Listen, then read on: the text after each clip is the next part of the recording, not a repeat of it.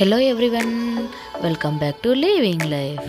నేను ఈరోజు ఒక స్పెషల్ డిష్ని అయితే తయారు చేస్తున్నాను. అదేంటంటే మనకి ఈ సీజన్లోనే దొరికే అనపకాయలతో పితిక బేల సాంబార్ని తయారు చేస్తున్నాను. అది కూడా నా స్టైల్లో అనమాట. ఇప్పుడు ఎలా తయారు చేసుకోవాలో ఒకసారి చూసేద్దామా. దానికోసం ఒక బాండలిలో 2 స్పూన్ల వరకు వేరుశనగ గింజలు వేసుకొని బాగా ఫ్రై చేసుకోవాలి. చాలా మంది ఇది వేయరండి, చేస్తే చాలా బాగుంటుంది టేస్ట్ అయితే. ఇప్పుడు అదే బాండలిలో 2 స్పూన్ల వరకు ఆయిల్ వేసుకొని 2 స్పూన్ల వరకు పితికిపప్పు వేసుకొని ఇప్పుడు దాంతోనే 2 ఎర్రగడ్డ ముక్కల్ని వేసుకొని బాగా ఫ్రై చేసుకోవాలి.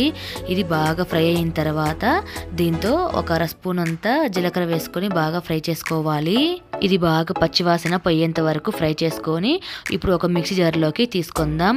ఇప్పుడు ఆ మిక్సీ జార్లోనే ఒక 2 ఇంచుల కొబ్బరి ముక్కలు, అలాగే 2 ఇంచుల అల్లం ముక్కలు, 7-8 తెల్లగడ్డ పాయలు, అర స్పూను పసుపు, ఒక 2 స్పూన్ల వరకు ఇక్కడ కారం పొడిని వేసుకుంటున్నాను. ధనియాల పొడి 2 స్పూన్లు వేసుకుంటున్నాను. ఇది మసాలా సాంబార్ కాబట్టి కొంచెం ఎక్కువనే పడుతుంది.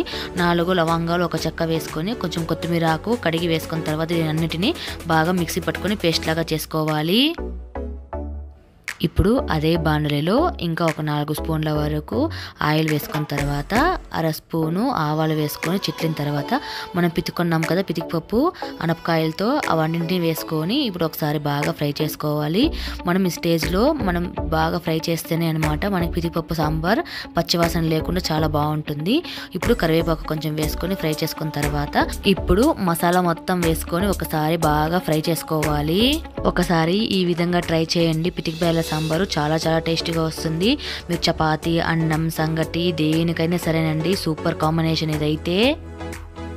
ఇప్పుడు బాగా ఫ్రై అయింది కదా, దీంతో మనకి కర్రీకి కావాల్సినంత నీళ్ళనైతే పోసుకుంటున్నాను.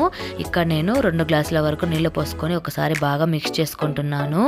ఇంతవరకు మనం సాల్ట్ అనేది వేయలేదు కదా, ఇప్పుడు టేస్ట్ తగ్గట్టుగా సాల్ట్ వేసుకొని ఇప్పుడు సన్నగా తరిగిన ఒక టమాటా ముక్కల్ని వేసుకుంటున్నాను. అలాగే మరింత టేస్ట్ కోసం ఇక్కడ సన్నగా కట్ చేసుకున్న చిక్కుడుకాయ ముక్కల్ని వేసుకుంటున్నాను. మీరు చిక్కుడుకాయ బదులుగా ఉర్లగడ్డలు కానీ లేకపోతే వంకాయ కానీ కూడా వేసుకోవచ్చండి. చిక్కుడుకాయ అయితే చాలా సూపర్గా వస్తుంది టేస్ట్ అయితే.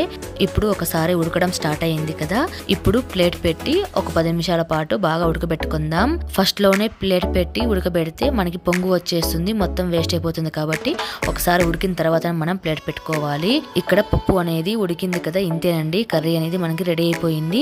ఇప్పుడు వెంటనే స్టవ్ ఆఫ్ చేసుకొని మనం సర్వ్ చేసుకోవడమే. ఇది ఆరిన తర్వాత ఇంకా మరింత గట్టిగా వచ్చేస్తుంది కాబట్టి మనకి ఈ మాత్రం ఉంటే సరిపోతుంది. ఇంతేనండి, మనకి ఈ సీజన్లో దొరికే పితికి బేల సాంబార్ రెడీ అయ్యింది. తప్పకుండా అందరూ ఈ విధంగా ట్రై చేయండి, చాలా టేస్టీగా వస్తుంది. మరి సీజన్ అయితే మనకి అయిపోతుంది కదా, కంపల్సరీగా సీజన్ అయ్యేలోపు ఒకసారి ట్రై చేయండి. ఐ హోప్ మీకు నచ్చింది అనుకుంటూ లైక్ చేయండి, షేర్ చేయండి, కామెంట్ చేయండి. అలాగే తప్పకుండా సబ్స్క్రైబ్ చేయడం మాత్రం మర్చిపోకండి. Thanks for watching. ఓకే, టాటా, బాయ్.